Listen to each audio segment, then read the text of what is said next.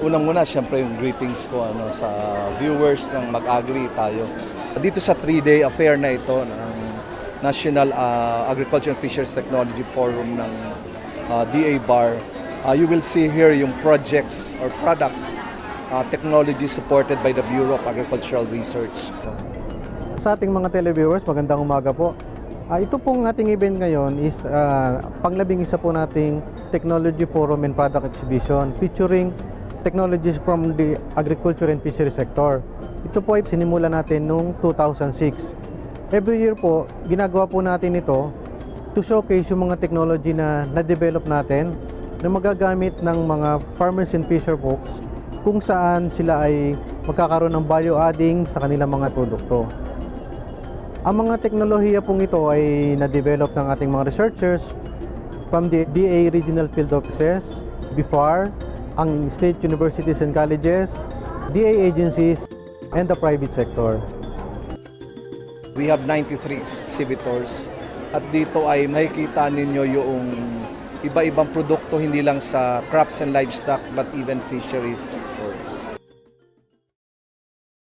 Nais ko pong i-introduce ang isa sa aming exhibitors and incidentally sila po yung winners ng Best Innovative Product for this year's NTF, si Ma'am Luz Marcelino ng DA Regional Field Office 5. Magandang umaga po sa ating lahat. Isa po sa pinagmamalaking produkto ng Bicol ay ang una ang Pili Shell Craft. Sa pamamagitan po ng proyekto na pinondohan po ng Bureau of Agricultural Research ay naitaguyod namin yung zero waste ng pili. Ibig pong sabihin yung shells, pili shells ay ginawa naming mga home decor at saka iba't ibang forma po para mai-market namin. Sa kasalukuyan po ay ito ay makikita na po sa mga pamosong malls ng Bicol Region. Hindi lang po ito para ma-promote ang produkto, kundi para po ay mabigyan ng employment ang ating mga youth kasi sila po ang nagsusupply sa amin ng pili shells na binibili naman po ng ating manufacturer.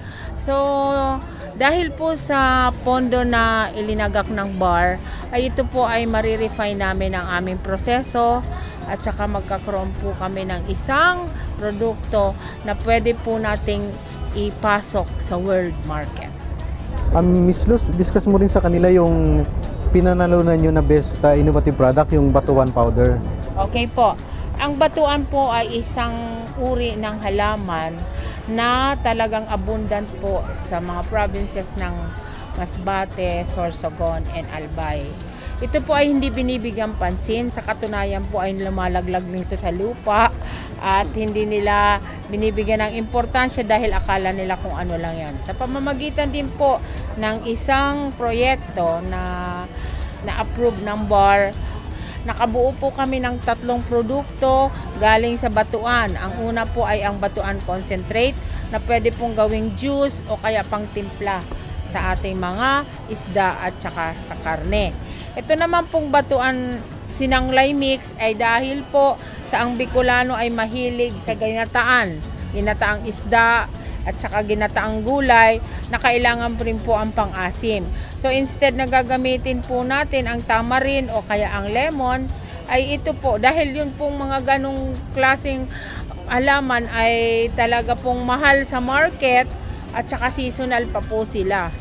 So ngayon, ang batuan po ay ginawa naming sinanglay mix. All we have to do is budburan ang ating isda nito na ginataan. Andito po tayo sa booth ng DAFARM, ang ating best booth winner for the NTF 2015. Anong masasabi mo tungkol doon sa konsepto ng inyong booth? Okay po, ang concept po namin is, kung mapapansin na ito yung fusion ng kultura ng mga Muslims, specifically yung Maguindanaon, pinag-fuse po namin siya sa technology po. So, basically, mga products namin dito na dinala or in-introduce ay may something to do with our culture at saka yung mga produktong especially pinunduhan ng BAR po. Maliban doon sa pagkapanalo nyo bilang best booth, meron ka bang mga products na gustong i-highlight na na-develop ng inyong agency? Meron po kaming bagong Marang Ice Cream po.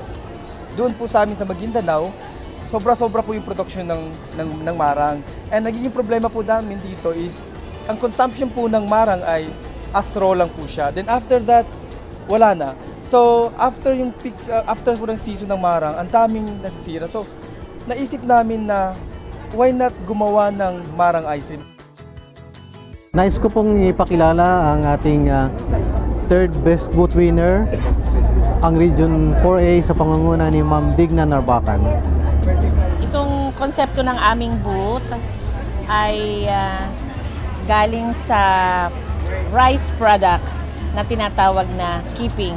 So yung buong nakikita ninyo, yan ay gawa sa keeping out of the rice product. Ma'am, meron po ba kayong gustong i-highlight na product sa inyong naka-display ngayon sa inyong booth?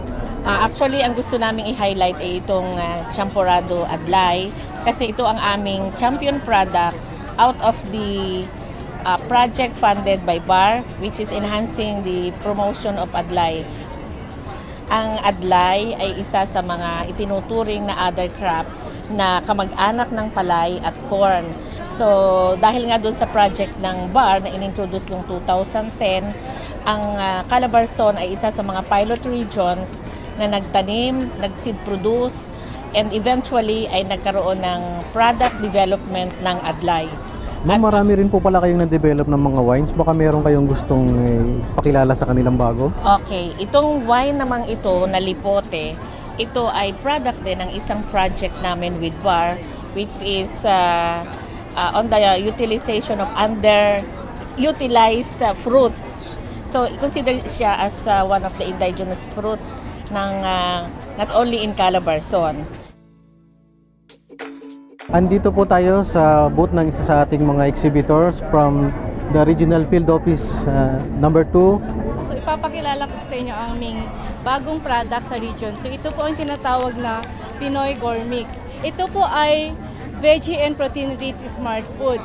Kaya po siya sinabing veggie and protein rich smart food kasi ito po ay pinaghalo-halo ng mga iba't ibang cereals gaya ng palay ng bigas ng mais, Adlay rice.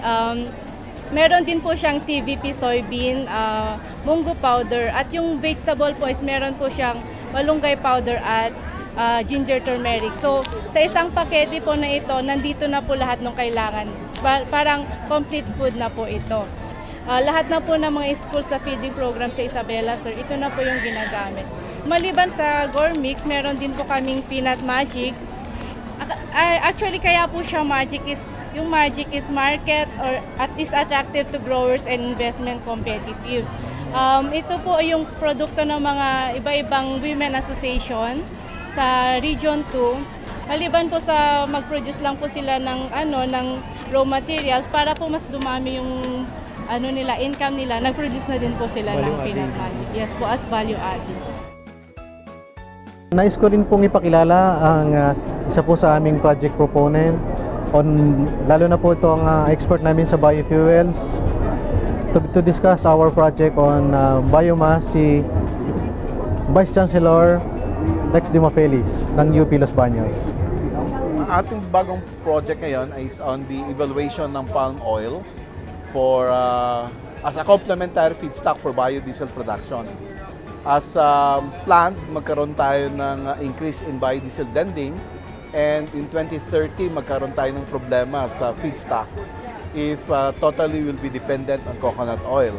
So ang Department of Agriculture, Bureau of Agricultural Research, initask ang UPLB to study the technical aspect, environmental, and the economic aspect of using palm oil as a complementary feedstock to coconut oil. So napakaganda ho ng resulta ng study na ito. Vice Chancellor, baka gusto mo ring i-discuss yung isa sa mga book na nilaunch natin during the opening program of the NTF? Oh, okay, yes. Itong book na ito is the first Philippine biofuels book. This is funded, supported by Bureau of Agricultural Research. This talks about the local biofuel industry, a new emerging industry in the country. It tries to define the current status, prospects, as well as constraint in the biofuel industry for our all industry staker, including farmers and local folks. Nais ko rin pong ipakilala ang isa sa ating exhibitor from the UPLB booth, si Ma'am Nelly Agangan from UPLB Biotech, to talk about the products na na-develop nila. Ito ay mycobam para sa mga halos lahat na halaman. Agricultural man o forestry, fruit trees, at pati yung mga forage grasses, pwede din ho ito. As an alternative to chemical fertilizer, it can replace about 65 to 85% ng chemical fertilizer. So, marami po tayong nasa-save na abono. At ang maganda pa nito ay magiging hindi sakitin ang ating mga halaman at binibigyan tayo ng mataas na ani. Ang ginagawa ng mga amag na to, amag or fungi, ay sinisip-sip yung mga nutrients na nasa lupa na hindi kayang kuhanin ng halaman lang. Itong mga amag na ito ay mag-serve as a root extension. Ito po ay marami na pong natulungan, lalo na sa Mindanao, yung mga nagtatanim ng mga niyog, ay tuwang-tuwa sila kasi nagta-times 2 to times 3 ang kanilang kita o ani kada taon. For the public, no, dapat maging kami naman we're disseminating yung mga research information technologies. So napakaganda na alamin nila yon kasi makakatulong sa kanila pag gusto nilang mag-engage sa agribusiness or entrepreneurial activities related to agriculture and fisheries. They can come to BAR. Meron kaming R&D Technology Commercialization Center doon, or they can get in touch doon sa aming Applied Communication Division at sa Office of the Director ng Bureau. Ito pong mga technologies na to, pwede nyo pong makuha mga information sa aming opisina, sa Bureau of Agricultural Research, at saka po sa aming ding website, kung saan nakalagay po ang mga sample ng mga products na ito para po sa general public, para po makita nila at ma-witness po nila yung mga na-develop naming products. Meron po kaming technical assistance. Pag nagpunta po sila doon, maaari po silang magtanong and mag-inquire tungkol po sa mga products na na-develop namin, and makukuha rin nyo po yung mga contact details ng mga nag-develop ng mga produktong ito, kung saan po sila pwedeng makita, mabili, at saka po pwede po rin natin silang i-distribute.